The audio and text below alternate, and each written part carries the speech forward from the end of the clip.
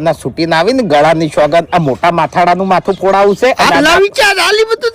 ડાબડી મુઢાનું માથું ફોડાવશે કદી સમાધાન કરવા ના જાય વાને કને સમાધાન કરતે શીખવાડ્યું